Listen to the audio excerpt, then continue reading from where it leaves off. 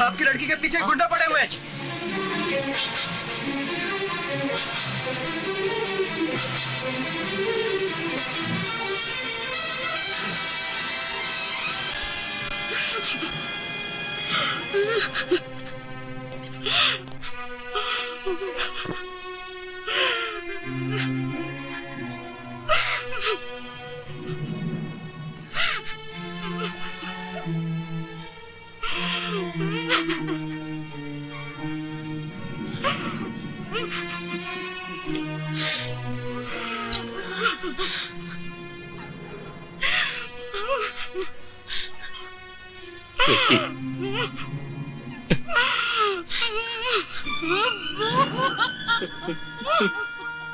घबराओ नहीं रघु, हमने तुम्हारी रिपोर्ट लिख ली है और तुम्हारी बेटी का बयान भी ले लिया है।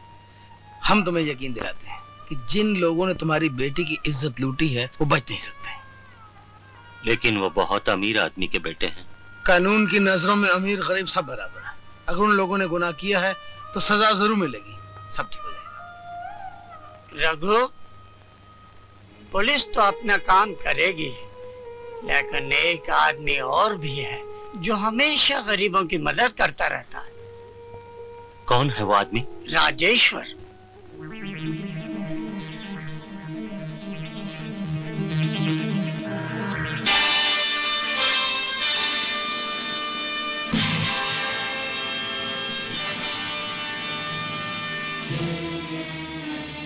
रघु, उठो रघु। आज के बाद तुम किसी के सामने सर नहीं झुकाओगे, किसी के सामने हाथ नहीं जोड़ोगे, क्योंकि जब भी गरीब ने सर झुकाया अमीर ने उसको ठोकर मार दी। जब भी उसने हाथ जोड़े इन दौलत वालों ने उसके हाथ काट दिए। उठो रघु, तुम्हारे साथ इंसाफ जरूर होगा। कौन थे वो लोग?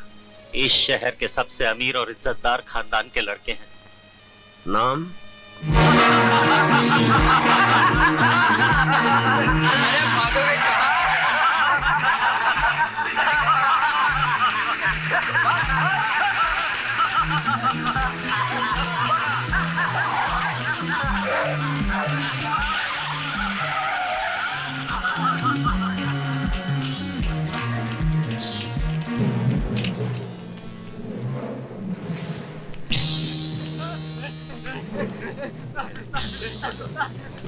माफ कर दो, अभी छोड़ दो।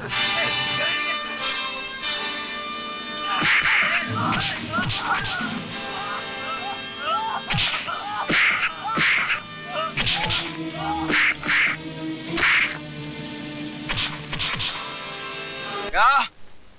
उस लंगड़े रामलाल की इतनी हिम्मत कि उसने लोगों का हुक्म मानने से इनकार कर दिया। उससे कह दो कि जो आदमी लोगों को सीधी उंगली से घी निकालने नहीं देता, लोगों उसकी उंगली निकाल देता है। फ्रांसिस, मुझे किसी भी कीमत पे जगह चाहिए, चाहे घी निकाल कर या उंगली निकाल कर। Yes boss. 1 रुपया 4 आना, ये लो 12 आना। हमने तुम्हें खबर भिजवाई थी कि ये स्टॉल हमें चाहिए। अपना स्टॉल हटाओ, जगह हमें दे दो। मैं अपनी रोजी की जगह बेचकर तुम्हें यहाँ जुए का अड्डा बनाने के लिए दूं? अगर बेचोगे नहीं तो हम छीन लेंगे।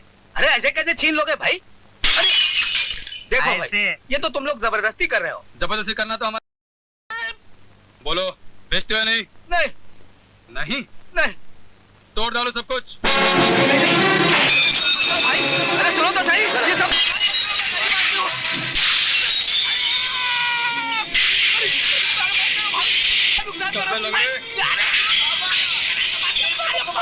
भगवान के लिए मेरे पापा को छोड़ दो।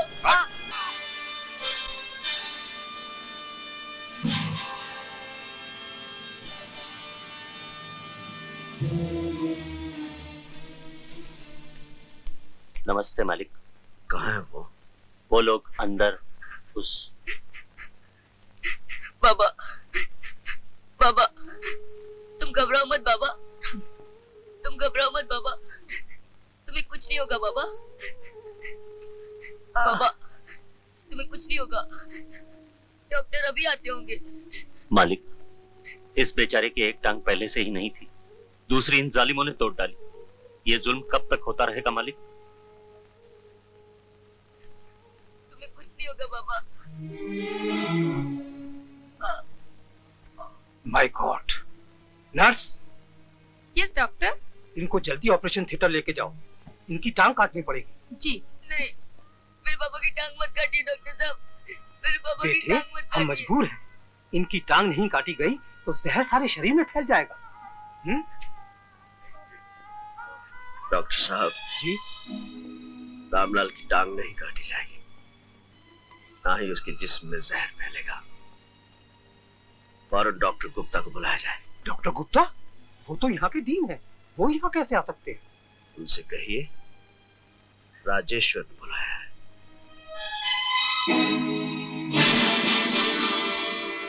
करीम, मालिक, कौन थे वो लोग? लोगों के आदमी थे।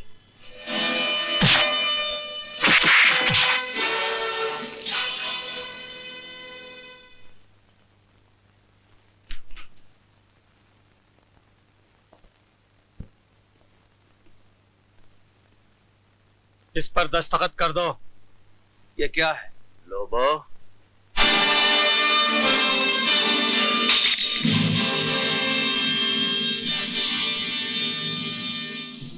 ये राजेश्वर की अदालत और कानून का इंसाफनामा है।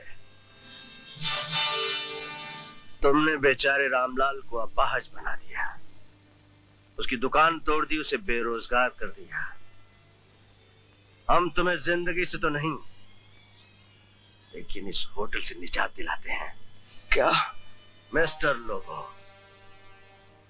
आज से ये होटल रामलाल का है। मगर मैं सुना है सीधी उंगली से घी नहीं निकलता, तो तुम लोगों की उंगली तोड़ देते हो और हम लोगों के हाथ तोड़ देते हैं। दस्तखत कर दो।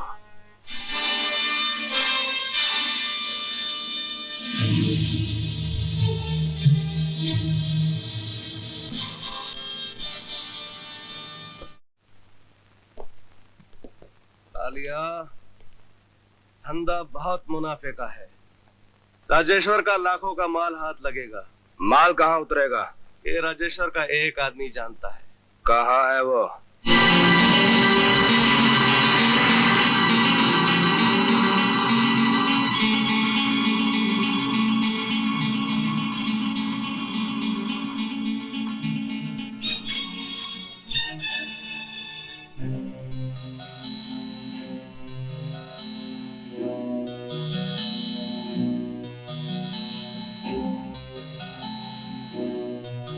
डार्लिंग, हाँ।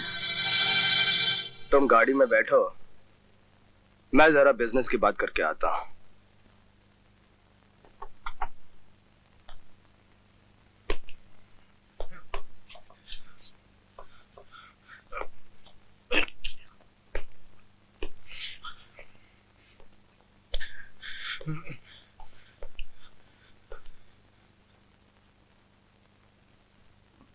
राजेश्वर की रियासत का एक वफादार कुत्ता। बताओ, राजेश्वर के जहाज का माल कहाँ उतरने वाला है? मुझे नहीं मालूम। शेर के पिंजरे में घुसकर कुत्ते को झूठ नहीं बोलना चाहिए। बताओ।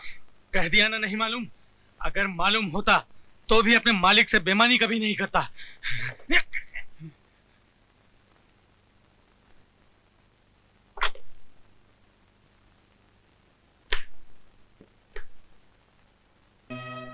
चल एंथनी, जल्दी यहाँ माल रख। ओ शंकर के बच्चे, जल्दी लाओ ऊपर माल। चल एंथनी, बाहर जा तू। अरे इतना माल भरना, जल्दी करो। बाहर जा।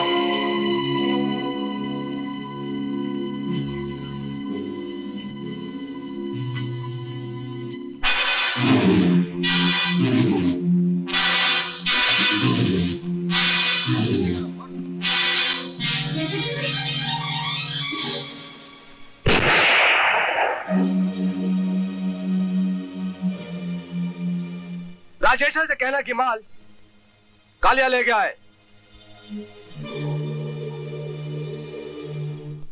रामलाल की दुकान खुलवा दी मालिक? हाँ, रामलाल की दुकान तो खुल गई है करीम मियां,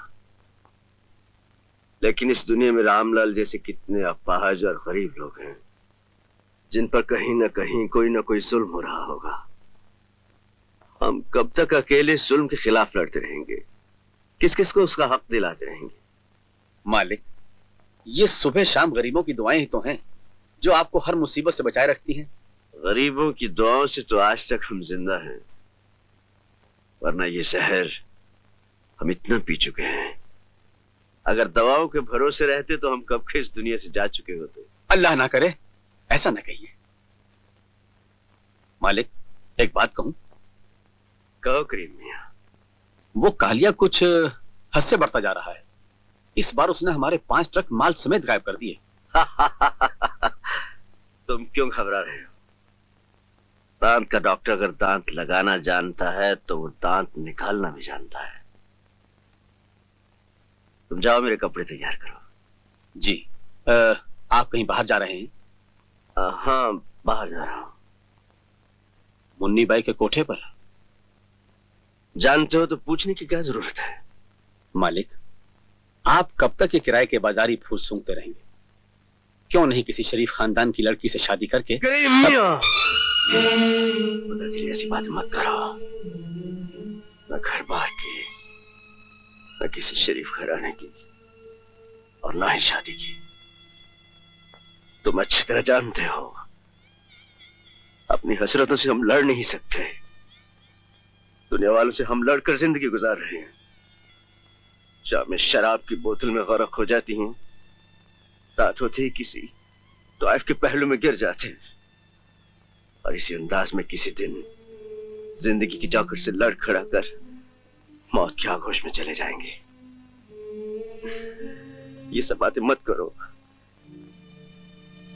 ये पुरानी यादें दिल के बारूद में चिंगारी की तरह लगती हैं। जाओ करीम मियां, जाओ। जी मालिक। खबर है कि 5 साल बाद श्री एस.एम. दयाल भारत लौटे हैं। देश की बढ़ती बेकारी सुलझाने और देश की उन्नति के लिए श्री दयाल कई नई योजनाएं साथ लाए हैं। हवाई अड्डे पर संवाददाताओं से बातचीत के दौरान श्री दयाल ने अपनी योजनाओं की एक हल्की रूपरेखा बताई। ऐसा अनुमान किया जाता है कि वे बहुत जल्द अपनी योजनाओं को पूरा करने में जुट जाएंगे। उनसे देश को और समाज को बड़ी आशाएं हैं, खासकर ऐसे मौके पर जबकि देश में ऐसे जनसेवकों की बड़ी आवश्यकता है।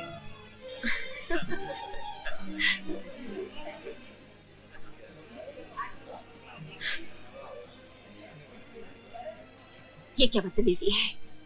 ऊंची सोसाइटी में खूबसूरत लड़की का हाथ पकड़ना तमीज समझा जाता है। सीधी तरह मेरा हाथ छोड़ दो। छोड़ दूंगा, बस तुम शाम से मिलना बंद कर दो।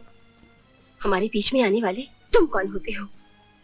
मैं तुम्हारी आने वाली जिंदगी का सब कुछ हूँ, और शाम मेरी जिंदगी का वो कांटा है जिसकी जहरीली नोक मेरे प्यार को जख्मी कर देना चाहती है।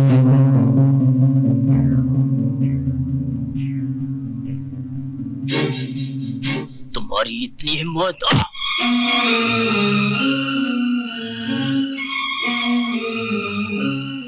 आइंदा कभी तुम्हारा हाथ गीता की तरफ बढ़ा तो ये हाथ काट के रख दूंगा।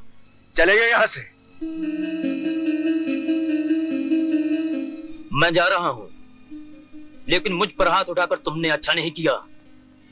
और तुम भी सुन लो गीता, दयाल ने जिसे एक बार चाहा है उसे हासिल किया है।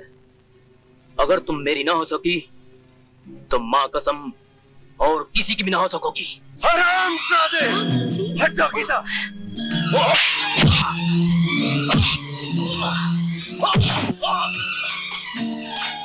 छोड़ दो मुझे।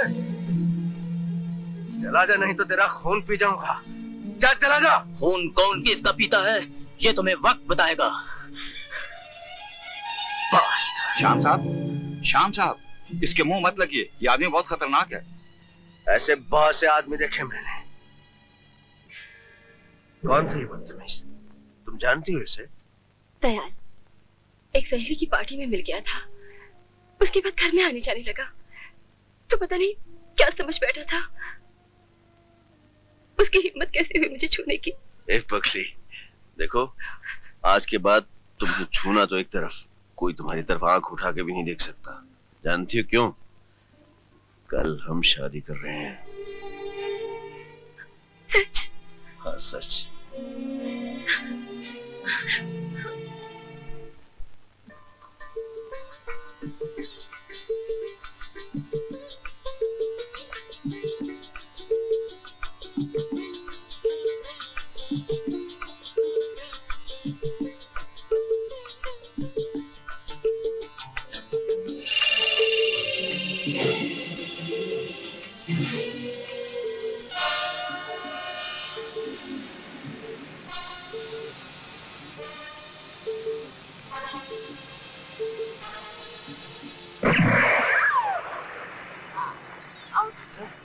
क्या हुआ बेटा?